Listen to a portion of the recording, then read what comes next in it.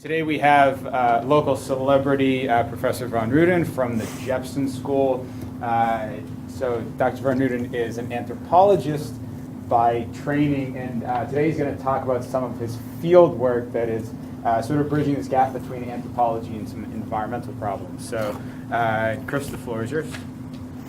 Thanks. Thanks everybody for coming.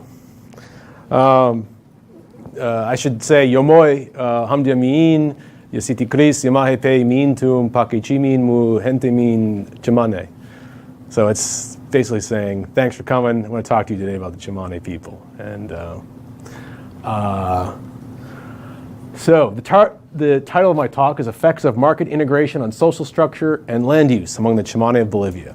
A lot of words there. But basically, I want to talk to you about how the Tsimane are undergoing a lot of rapid change and the implications of that change for the Tsimane and for understanding more general processes of change in social structure in small-scale societies currently and over human history.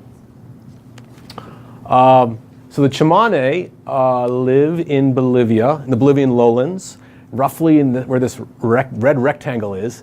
And you can see these are the Andes here, so they live just on the other side of the Andes.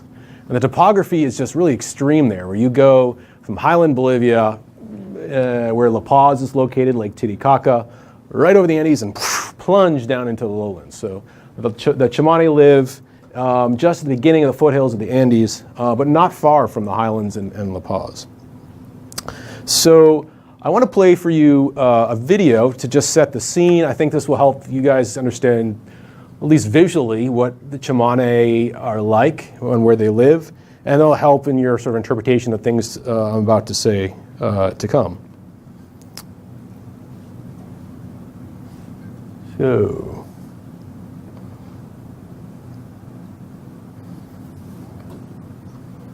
question is, how do I get onto the screen?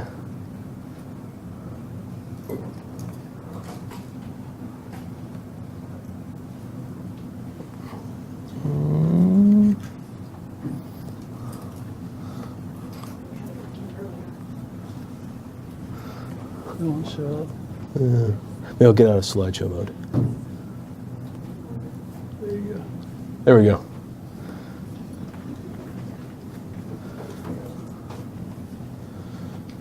All right.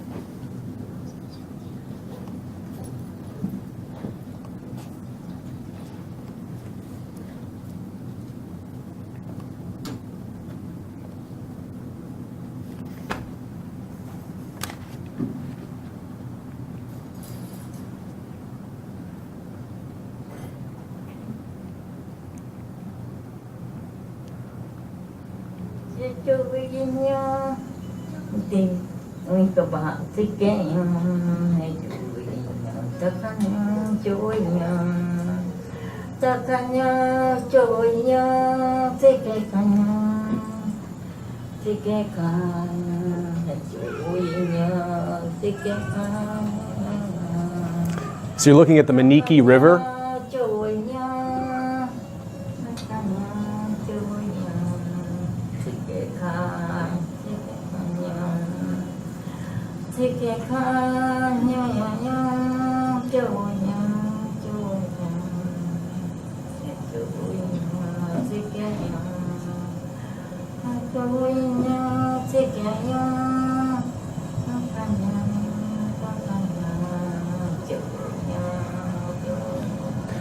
And these are near the headwaters of the Maniki, so you can see the foothills of the Andes in the background.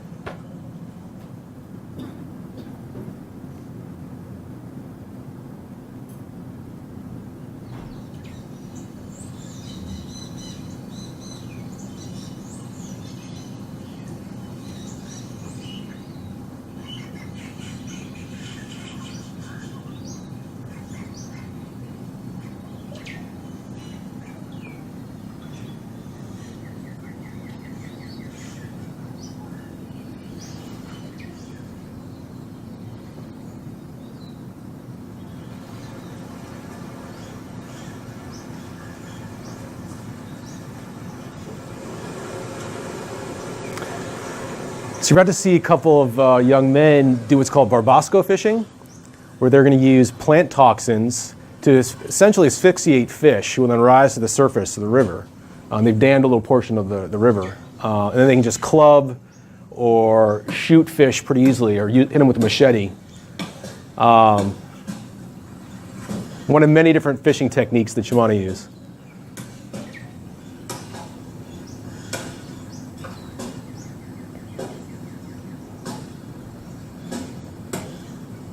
So the fish then come to the surface.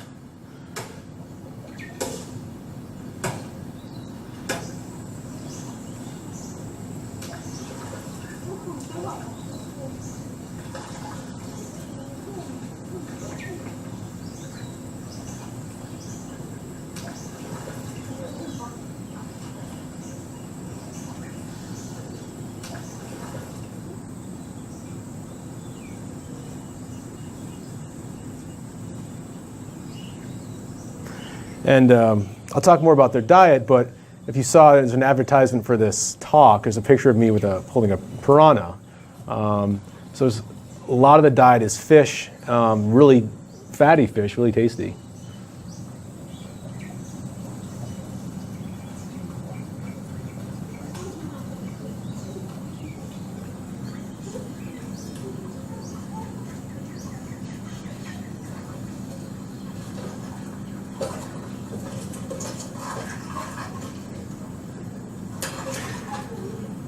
And I've always wondered, I should talk to a biologist like who just walked in the door, Christine, why the butterflies love the beaches. It might be something to do with salt deposition or something. Okay.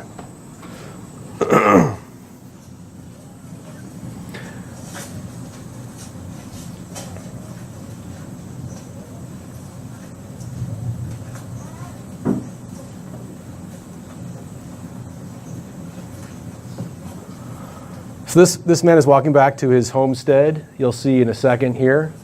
So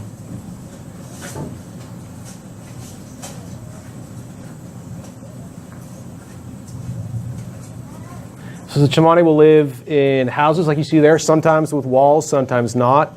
And they usually have a separate little kitchen area for cooking.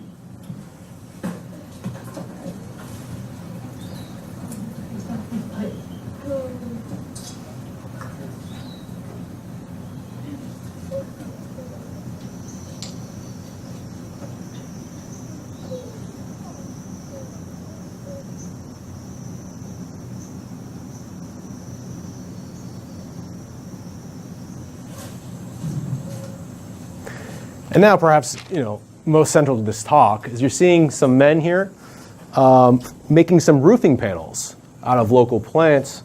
There's also a bag of grapefruit. Both of these things they will sell for money.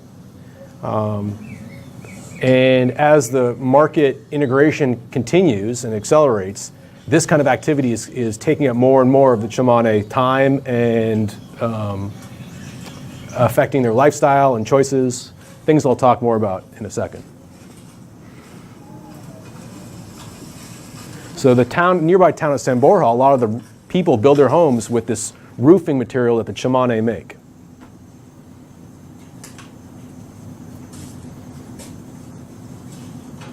And actually it's way better than tin or other kinds of roofing you could get, perhaps counterintuitively.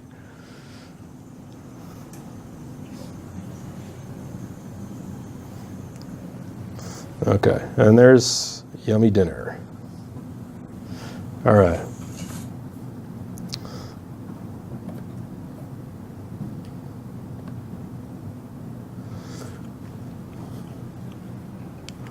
Okay. So hopefully it gives you a sense of place. And more, I'll give you some more description of the Tsimane.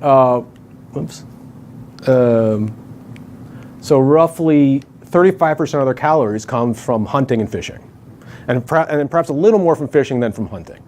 Roughly 60% of their calories come from horticulture, rice, corn, yucca, banana, where the Tsimane will practice slash and burn. Well, they'll cut down big trees from the forest. Then they will use machetes to sort of cut out all the undergrowth, and then they'll burn the area to enrich the soils, and plant rice, corn, yucca, and banana. And traditionally, it's been mainly for subsistence, but though increasingly it's for cash cropping and commercial sale. And also increasing is the percent of calories now bought from merchants, things like salt, sugar, among other things. The Tsimane have one of the higher fertility rates in small-scale human populations that have been recorded. So roughly 9 offspring, that's 9 live births per woman over a lifespan. So you can imagine that. That's basically women are pregnant or breastfeeding from menarche through menopause.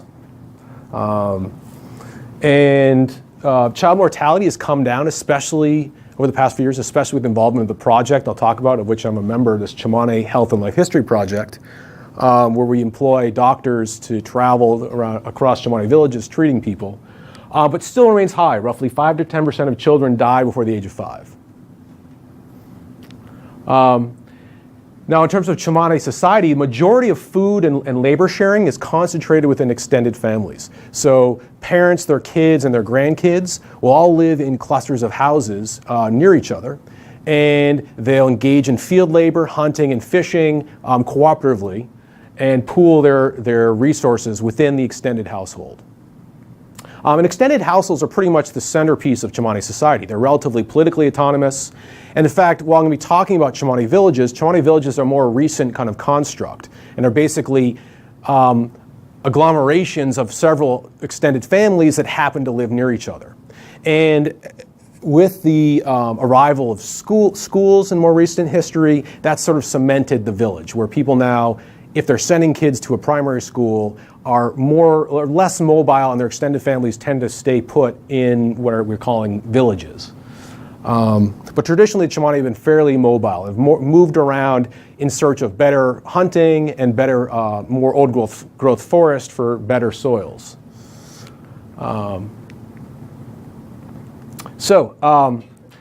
Also central to Tsimane life is what's called sobaki, which is visitation. So people love to visit outside of extended families. They'll visit other extended families, often at great distances, to tell stories, and particularly to drink chicha, or shokje, which is the glue of Tsimane society. Shokje is an alcoholic beverage. It's fermented from yucca and corn that's boiled and then mashed up. Women will make chicha by masticating boiled yucca and corn, and then they'll spit into a collective pot. And then all that will sort of ferment over several days, and you get a mildly alcoholic beverage that is basically the social glue of Tsimane society. So people often come together during sobaki to drink chicha, and I've drank a lot of it. I can't say I've grown to like it, but it's important you drink chicha when you're with the Tsimane. There are many taboos surrounding the preparation of chicha. Interestingly, you can't have sex with your wife while she's making chicha. And similar kind of sex taboos around hunting as well. Okay, so here's a map of Tsimane territory. And what you see here, here's the Maniki River, which you saw in that video. And this is all within that sort of red rectangle down here. And each of these circles constitutes a Tsimane village where the project I'm a part of has done a lot of work. And you can see here are actually individual households within each village. To note, this brownish area here and here is where there's a lot of cattle ranching, which is only increased substantially in the past several decades in the Amazon.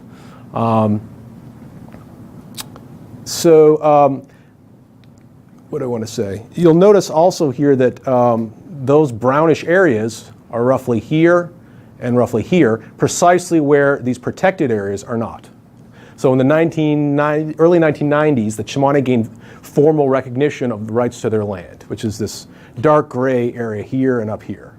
Okay, this is a biosphere reserve in which the Tsimane live and have sort of co-management rights. But here they have complete sort of, at least on paper, complete control of this territory. But it turns out there are a lot of logging concessions that were grandfathered into Tsimane territory that have contributed to the sort of rapid pace of land change in Tsimane land. Okay, so of note on this map is this town here called San Borja. San Borja was the site of a Jesuit mission in 1693.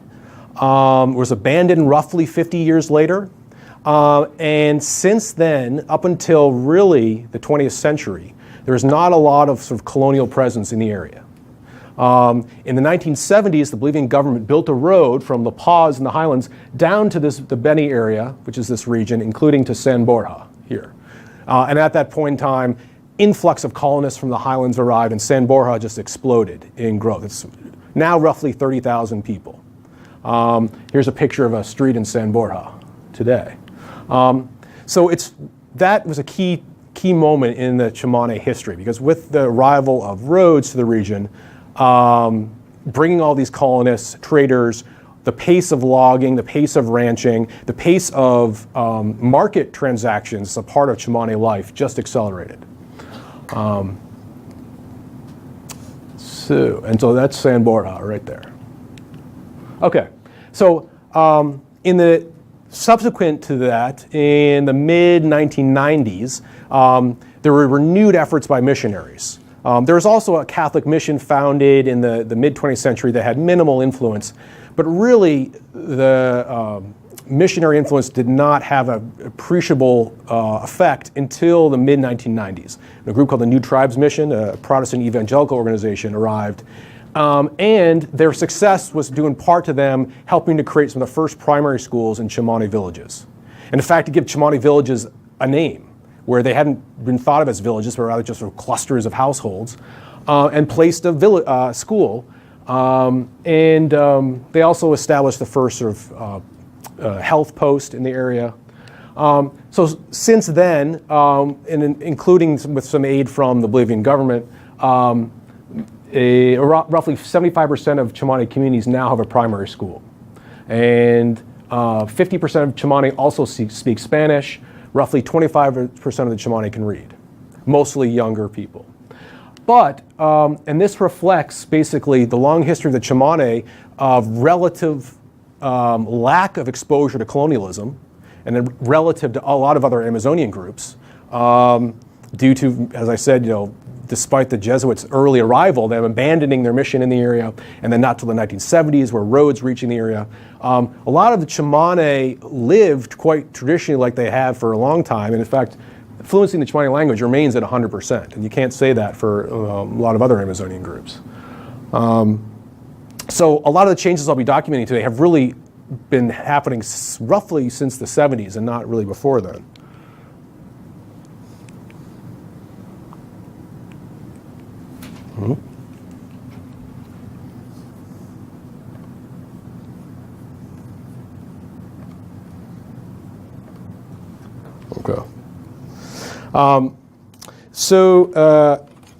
Okay. So in general, yeah, like I said, the Tsimane have experienced less sort of colonial influence throughout much of their history. But currently, the effects of market access are producing really rapid changes in Tsimane society in terms of land use, and that's because of the increased incentives to engage in cash cropping and commercial logging, and also change in the social structure of Tsimane society, how individuals interact with each other, how they cooperate, how politics happens, right? Now, these all have sort of parochial interest if you're interested in just the region and the Tsimane in particular. But studying these things, quantifying these changes in land use and in social structure in the Tsimane has broader implications for, one, the expected future socioeconomic changes that we anticipate in other parts of the Amazon, in areas, for example, where Dr. Salisbury has done work, where roads are anticipated to be put in the near future. And understanding the kind of changes that roads and increasing market access can have can help us anticipate the kinds of changes that other indigenous groups may be facing. Secondly, and this is an implication that I'll be focusing on very much of the talk, the more we understand the sort of drivers of socioeconomic change in the context of market access, the more we actually can understand how similar socioeconomic changes happened over human history. Even those kinds of changes that have been happening since the dawn of the Holocene, when humans became much more agricultural than in the past. So I'm going to argue that some of the ways in which market access is affecting social structure can enable us to test models of the evolution of inequality in human societies more generally. All right, so bear with me there. We'll get there.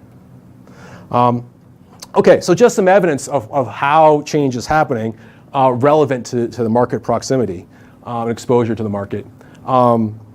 As you saw in the video, I showed you a couple of men making these roofing panels. Here you see these roofing panels being actually transported to market, down to the Maniki River to San Borja. They are dried on the beach shore, and then they're put on these rafts and basically punted, I don't know if that's the right term, down the river. In addition to other goods that are brought to market, like rice, yucca, the same thing that Tsimane have traditionally eaten in terms of subsistence, as well as other forest products, meat and other things. And so here we see, I'm going to show you some data now from communities in which I've been working with the Tsimane Health and Life History Project.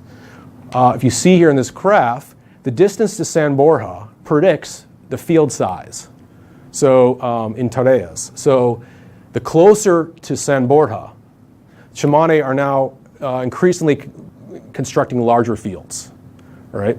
And this is because of the cash cropping incentive. The more they can grow, the more they can sell. And this is one example of a very large field in a community near San Borja. Again, this is slash and burn, and we call it horticulture and not agriculture per se because there's not a lot of tool technology involved. It's a lot of digging sticks used to sort of deposit seeds, machetes, and then burning the area.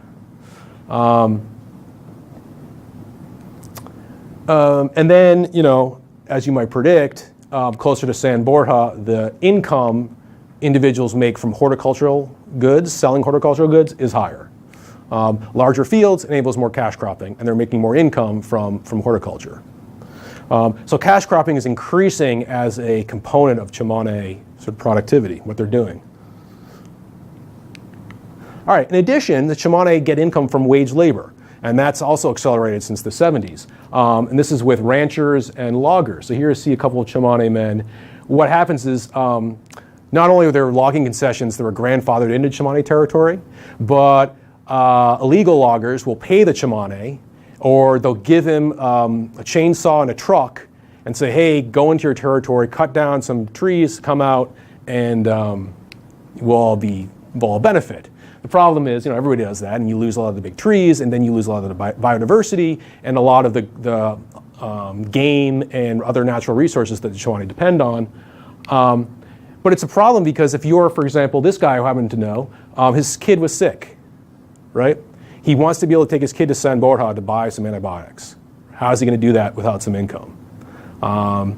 So it's a real conundrum, and but despite these sort of wage labor relationships within Tsimane and a lot of colonists, there's also a lot of conflict. So there's a lot of debt slavery where people will say, hey, I'll give you food and I'll give you some clothing if you come work on my ranch. And then people, when they're at the ranch, will eat more food, and then they won't sort of work enough because their wages are so low to pay back all the food, and then they're in constant debt to ranchers and others. So it's a common issue. And for women, they often fall into prostitution as a result of this debt slavery. Okay. But this is just showing you, again, closer to San Borja, the higher the wage income. All right. This is a depiction of just how the Tsimane are using their time. And what I want to point out to you here is that while this is only a snapshot in time, you can see that wage labor, and this was calculated based on what people are doing in between 2010 and 2015, the wage labor here in this dark blue is encompassing a lot of men's time, particularly in younger ages. And additionally for women. Women are also working on ranches as well. In field labor is also relatively high. And in fact, would predict that if we were to have done this 30, 40 years ago, not only would wage labor constitute a smaller proportion of men's and women's times, field labor would as well. And that field labor has increased relative to hunting and fishing and gathering because of the opportunities for cash cropping. To note here also, which I'll return to in a second, is this sexual division of labor, which is actually pretty common in a lot of small-scale societies. Who's doing a lot of the labor inside the home? Women. Who's doing a lot of labor outside the home? Men. But it's not so clear-cut. Women are participating in field labor, for example. Okay. And since 1989, I mentioned the New Tribes Mission, the Protestant Evangelical organization arrived. They helped communities establish what are called these corregidores. Literally means correctors, but they really serve as representatives of the community to sort of handle conflicts with colonists, to sort of mobilize communities and negotiate with outsiders. But sort of true to Tsimane history as a more egalitarian society, they don't have any coercive power, and village meetings remain driven by consensus. And so political influence in general is really, whether in the context of community meetings or more other gatherings of people when there are issues that different households have to address, the influence is largely informal. Certain people start speaking and their voices maybe carry more weight than others. And that's dependent largely, to a large extent, on sex and age, but other factors. So some of my work has been quantifying political influence in societies like the Tsimane. Whereas, in anthropology, there's a lot of labels that are thrown at different societies. This society is egalitarian, this society is a chiefdom, this society is a state-level society, without a lot of sort of understanding of the political processes that happen within societies that make them more or less egalitarian. And to do so, you need to quantify things like political influence. So that's what I've done with the Tsimane. And while they are largely egalitarian, meaning there's no coercive power that anybody has over anybody else, informal influence in the community is distributed differently across individuals. And here you can see the patterning of influence by age and by sex. I should say, I've measured political influence in these communities in the Tsimane by not only attending meetings and observing sort of who's speaking more, whose words are sort of influencing others to take action, but also using this photo ranking paradigm where individuals will evaluate photos of their community members and rank them on traits, like who's respected, whose voice carries more weight. And the sex difference here, which seems to not be sort of unique to the Tsimane than a lot of small-scale egalitarian societies.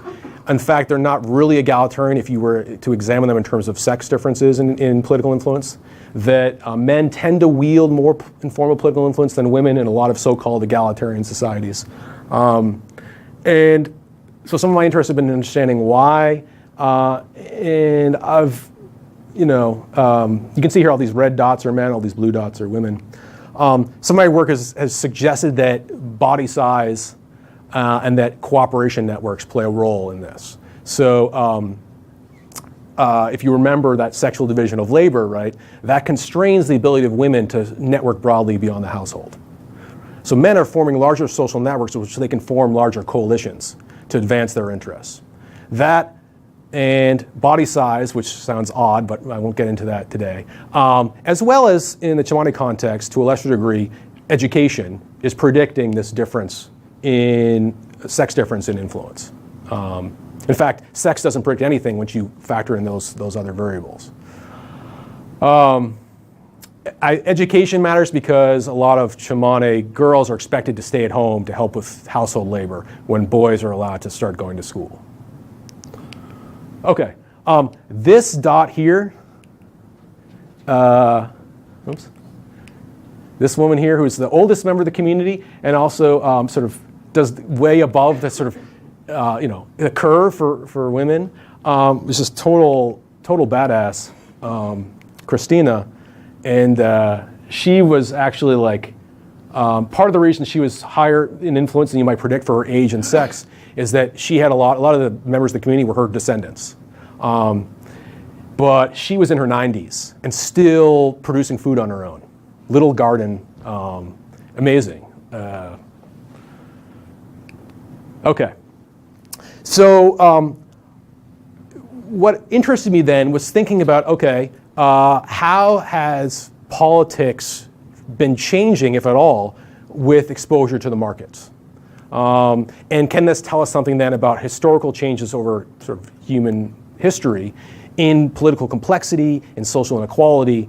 So first thing I did was in villages where I've done a lot of work, I tabulated these Gini coefficients, which are basically markers of inequality, can range from 0 to 1. The closer to 1, the more the inequality, with my political influence data.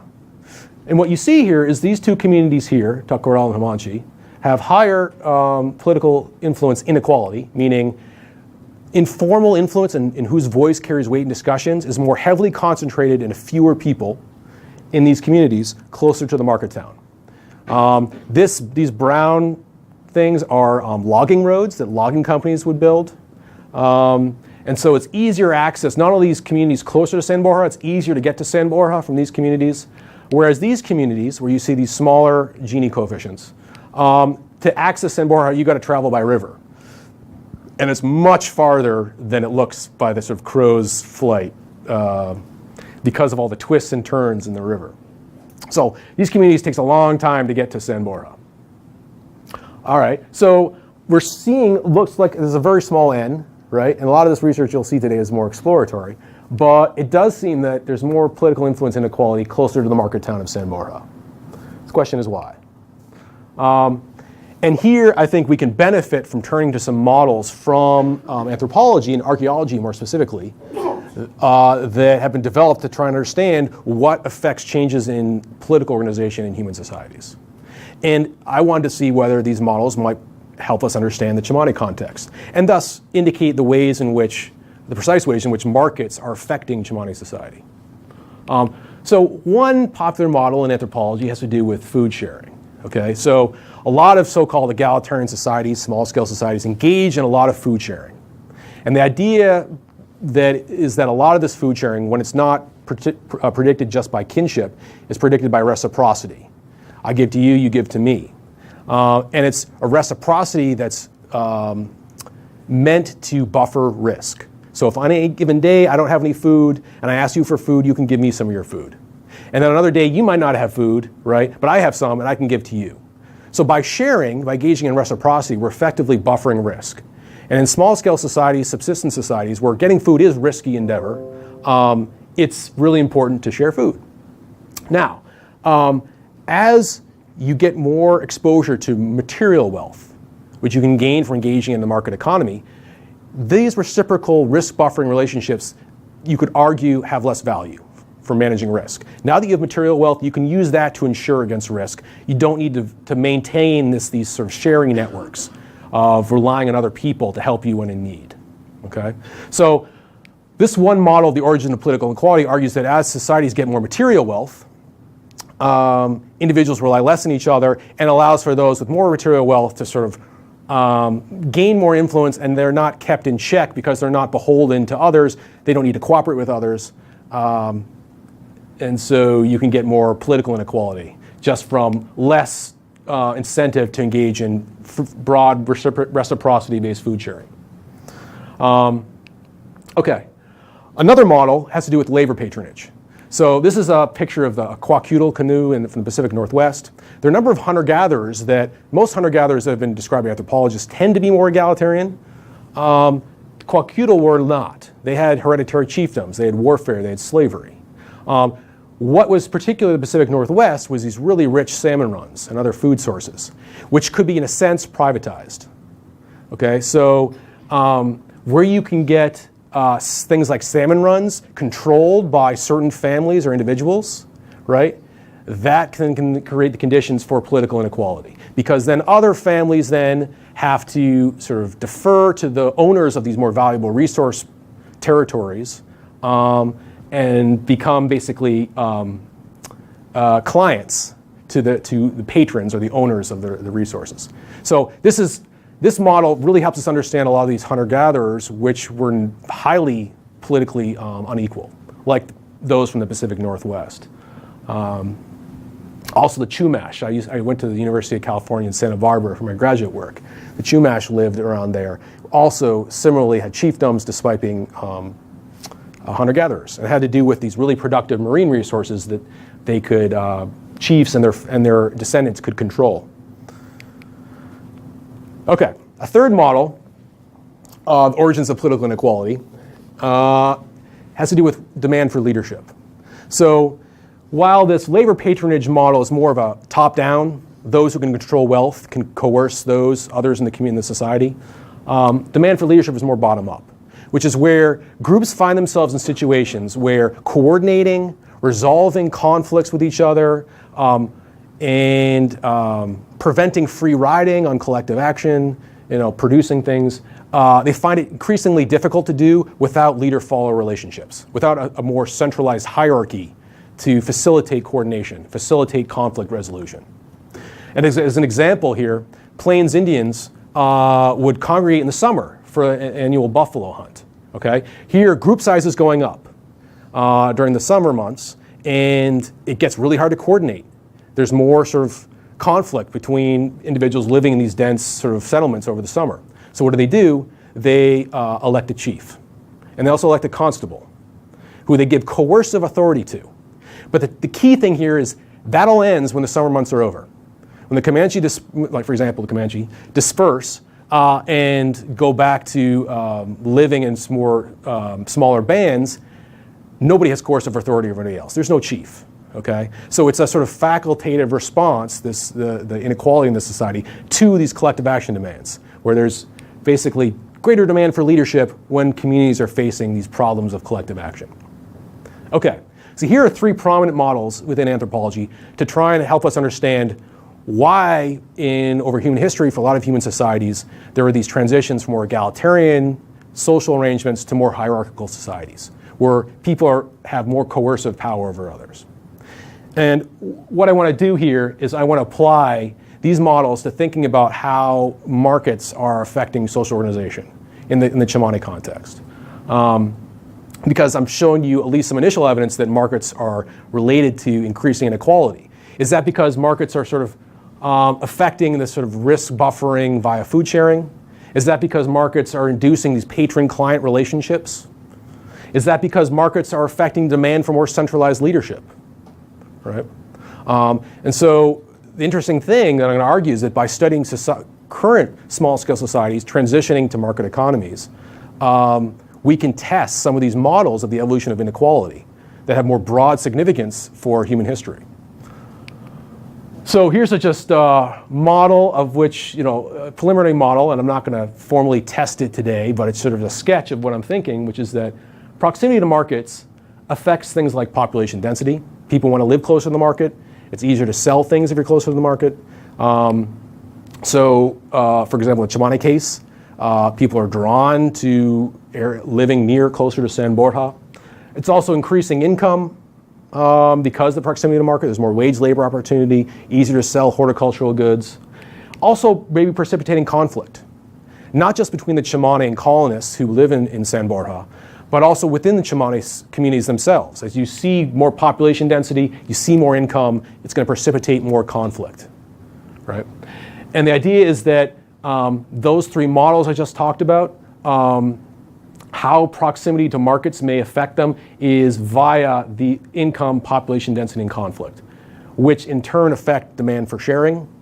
With more income, less demand for sharing.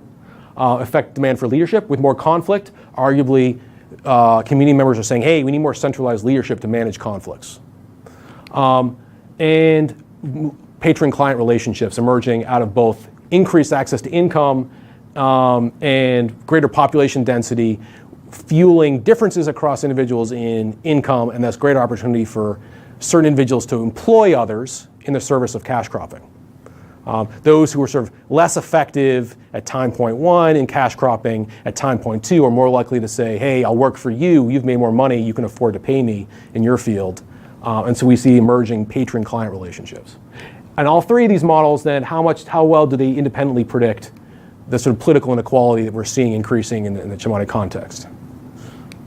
Okay, again, I'm showing you, really small n here. This is only four villages. That's where I've done most of my work to date. This is all take with a grain of salt. This is all suggestive. But we do see higher political inequality closer to the market town. Also, as predicted, where is population density highest? Closer to San Borja. This is where people want to live. The Tsimane are migrating there because of economic opportunities. Now, this is actually, if you were to plot population size, this Fatima has perhaps the largest population size. It's just not very dense, right? And then also annual income per person is much higher close to the market town. Again, because of wage labor opportunities, horticultural opportunities. Okay. In addition, I've interviewed individuals in these communities, in couple of the communities for 15 years. So I have a lot of great longitudinal data. Interfamily conflicts are higher here, closer to the market town, where there's more income, where settlement is denser. Okay, these are conflicts over theft, over domestic abuse, over infidelity, over lying, over under-contribution to community projects like trail clearing or other activities. Okay, so let's now test these three models that I identified. Are they predicting sort of political influence inequality, at least in this small sample? So first, here's a picture of a Tsimane extended family engaging in joint food sharing and meal consumption. What I find is that the number of food sharing partners that you have outside of your extended family is actually not clearly lower in communities with more material capital, more income. Meaning it doesn't look like exposure to the market, at least in the small sample, is reducing reliance on sharing, especially beyond the household, to mitigate risk. Okay? And that's sort of, there's another project I did that looked at the relationship between household wealth in the Tsimane and sharing breadth, which is sharing breadth is the number of other households to which you give food. Interestingly, we actually see a positive relationship here. So where households have more wealth, they're actually sharing with more people. That's the opposite of what I predicted and what that model predicts. So something really interesting is happening here, that as households, and also this holds for whole villages, have more wealth, they're actually increasing the size of the sharing networks. Okay, so we'll return to that. That's sort of a puzzle. What about model 2? Is greater political inequality associated with more labor patronage? Could this be sort of labor patronage precipitating the greater political inequality? So here, I'm going to look at the percent of interfamily labor help that is paid. How much now, do we see any emerging patron-client relationships, meaning paid labor within Tsimane communities? And where do we see more of it? As you might expect, closer to San Borja. Here, 37% of all labor help between families is paid. Here, 24%. Compare that with these two more remote communities, only 6% and 5% of help outside of the family is paid. All right, so, and also interestingly, who are the patrons? Who's doing more of the paying, the hiring of other Tsimane as laborers? Those with more influence in these two communities. In these two communities, there's no relationship between who's hiring and who has influence. But in these villages close to the market town, where you're seeing greater influence inequality, well, those individuals that are at the top of the influence sort of distribution are also the ones who are doing the hiring, have more money and are hiring others as laborers. So maybe some of their influence is due to those they are hiring when deferring to those that are giving them money. All right, finally, model 3 is political inequality associated with demand for leadership. And one way of testing this is looking at the percent of conflict mediations by, and this is by, I'm just looking at men here, in the top decile of influence. So how many of mediations, which happen very informally, like is pictured here. Here's a guy where he's mediating a dispute between two families or access to forest for horticultural purposes. And this happens informally all the time. And I want to see whether in the communities where you saw there's, closer to San Borja, there's more frequent conflict. As a result of that, are community members turning to a select few men as mediators of these conflicts? Basically, in a sense, standardizing and centralizing leadership to account for these increasing conflicts that they're experiencing. And there's some evidence for that. In these two communities closer to San Borja, you see a higher percentage of conflict mediations by men at the very top of the influence sort of distribution. So in a sense, they're concentrating leadership in terms of conflict mediation in fewer individuals than here, where conflict mediation is more distributed across individuals. All right. So to sum up with this sort of toy model of mine, there's suggestive evidence for all these pathways except this one. Seem to get the opposite effect.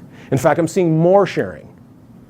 Right? So that one model doesn't seem to have predictive power here. In fact, we got to really reinterpret this model that more access to material wealth is going to decrease relying on sharing, because I'm seeing the opposite.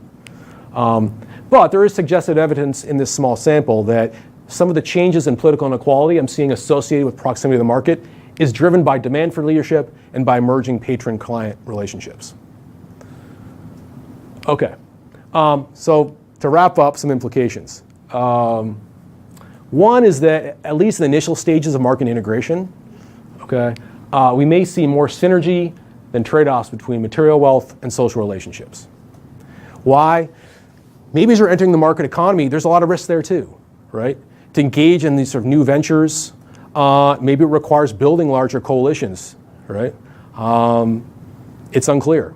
There's a lot of volatility too in wage labor and income, access to income in these societies. Wage labor is not like a 9 to 5. It's like wherever you can find it, and it's going to be infrequent. So maybe there's it's increasing the importance of social capital and sharing relationships. Maybe not necessarily to buffer risk against lack of food, but to increase partnerships that can help you take better advantage of the market. Also, increasing political inequality can be multiply determined.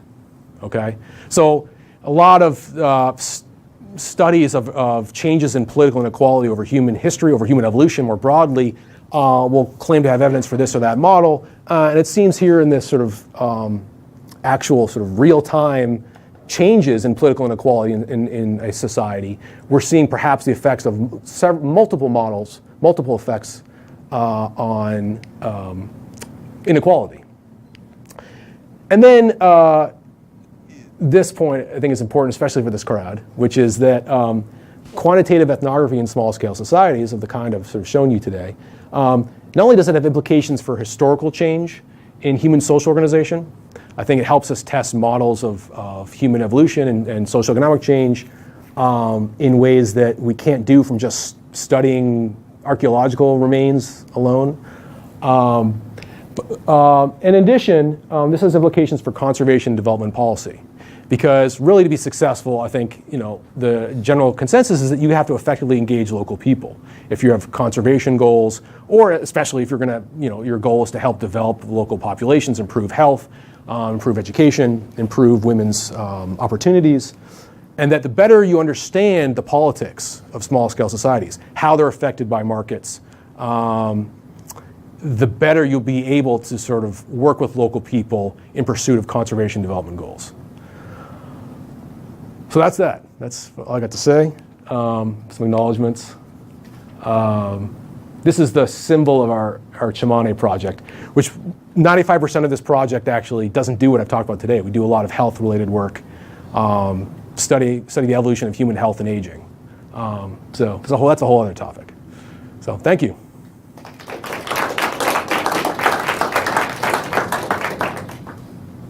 We have time for some questions. Yes. You see any solar cooking implemented? Solar cooking?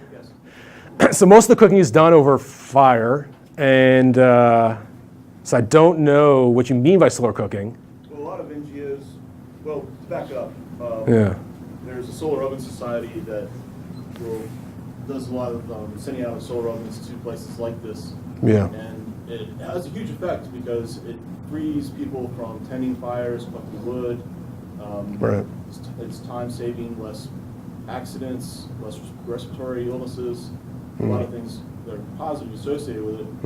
And I guess a lot of NGOs these days are trying to use distributed leapfrogging technology to sort of change equations, and so you see a lot more done with solar, you see a lot more done with communications, and a lot more with these devices and things to help empower women more in these small societies. Yeah.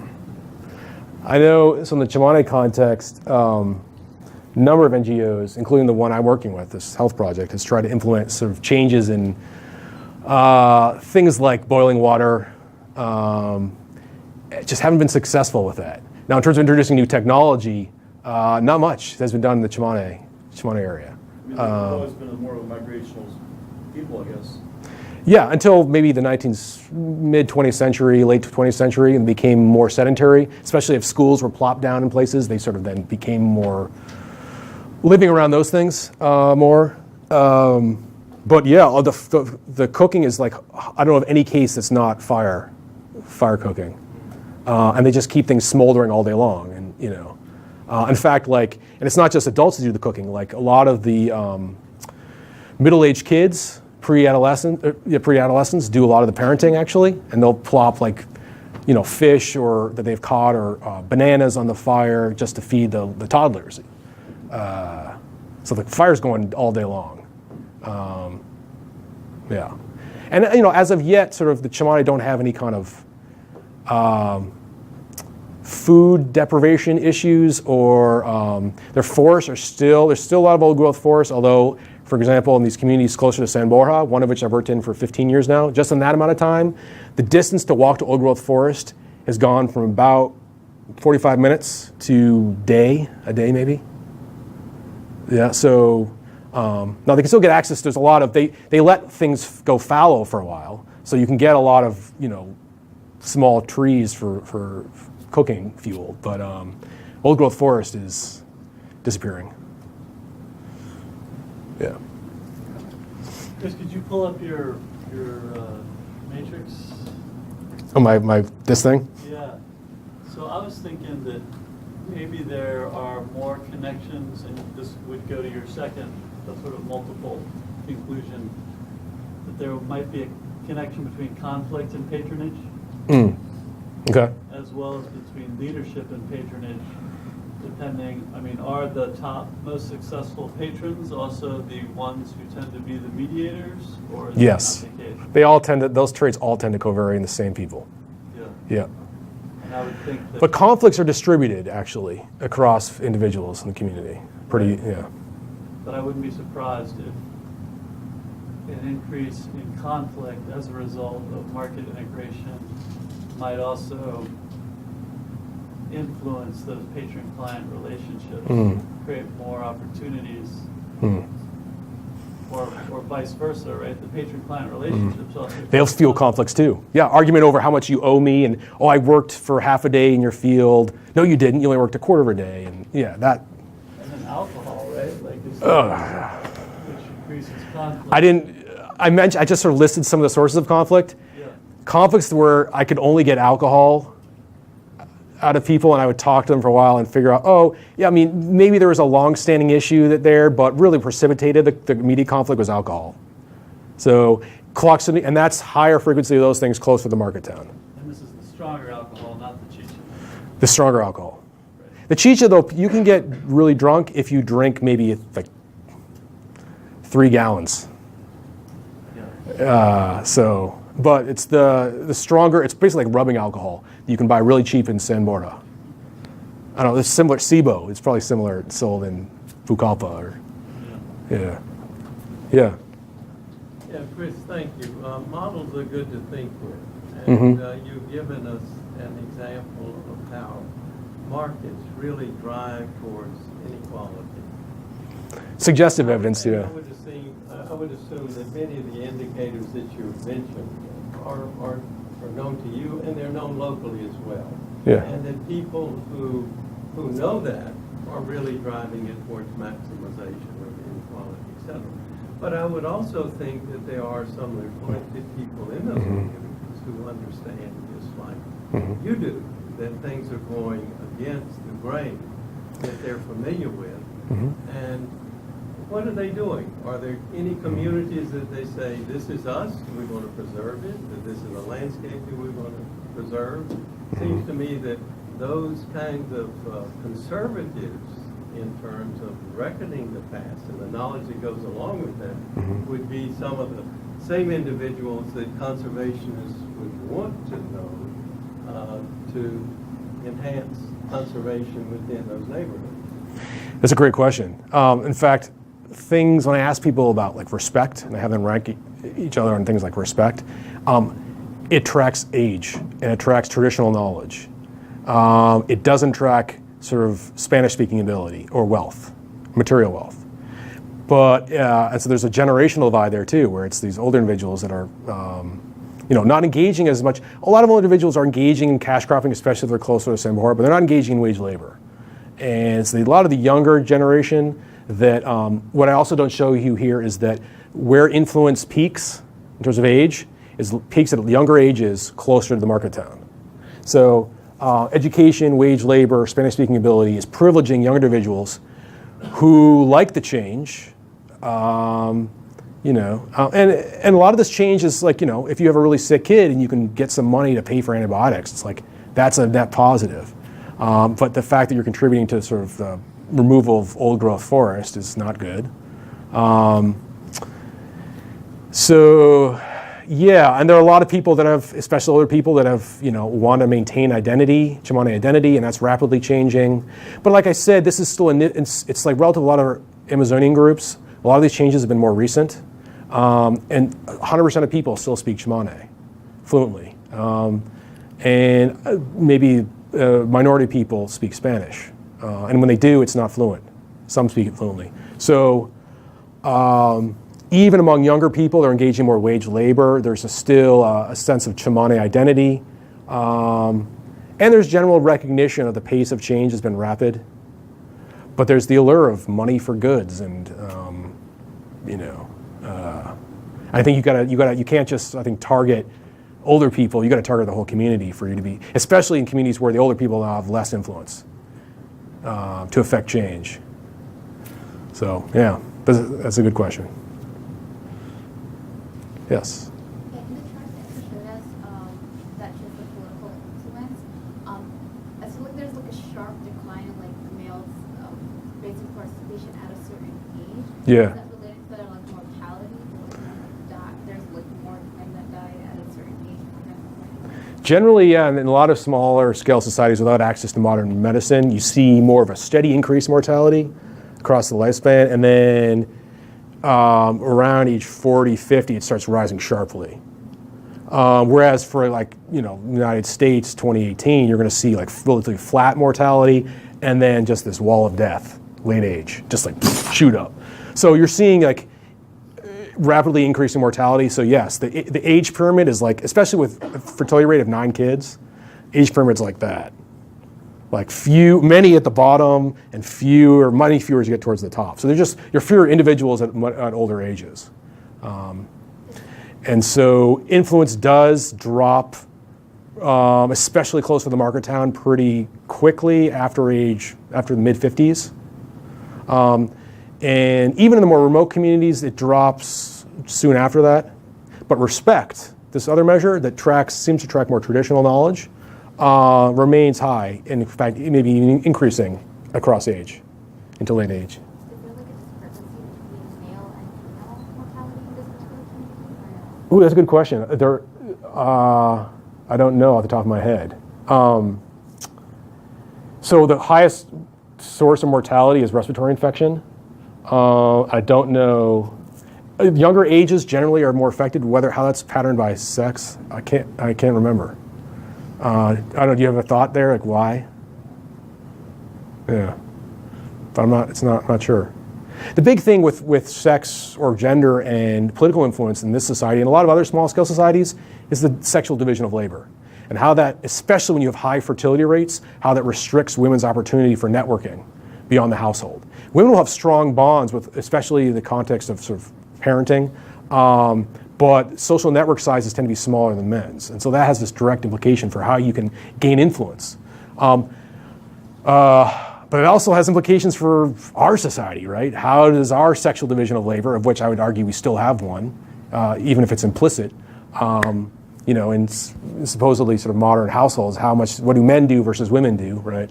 How does that affect networking opportunities or career advancement? Or it's a similar kind of dynamic, although much more pronounced in this context. Yeah. Have you met any women or men who think that the traditional kind of mold of their roles in this in society, say, for example, women couldn't have children? Yeah. What did that do to them?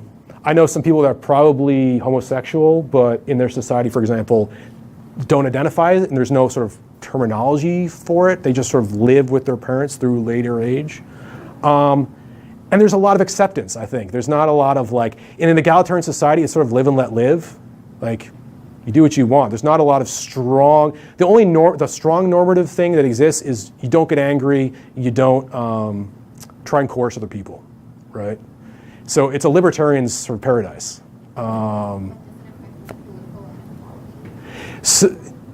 Yeah.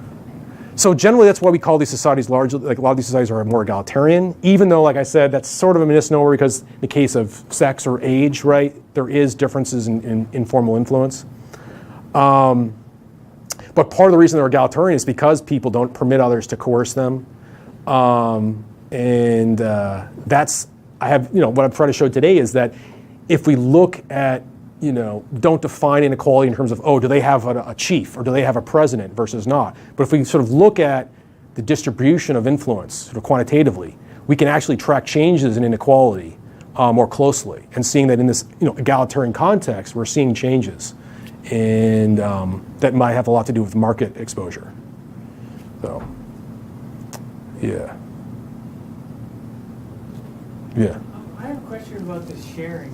So, do you have a sense that the sharing is done from, say, high income? You're sharing with maybe a nephew who's not doing too well. You're sharing with him, Mm-hmm. or is it like kind of a gift giving where you go to the market and you get some liquor or something. You share it with someone higher income because when they go, they're going to get you something. Do you have any idea what the type of sharing that? That's a really good question. Like this graph here. What's motivating sharing here? Arguably, it's less risk reduction, reciprocity that's going here than this kind of maybe signaling you're talking about. Like, hey, I can buy this. Like, here, have this. Like, can of rubbing alcohol or whatever.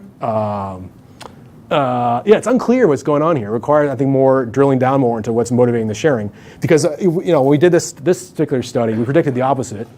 And there are other small-scale societies where you do see evidence of reduced sharing with market access, but a lot of those studies, the societies are much further along in terms of market integration.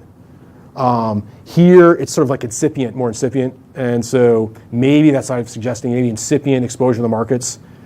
You're seeing this, and for what reason? It's maybe something to do with what you're saying. We speculated a lot here, but I can't give you a real good answer there.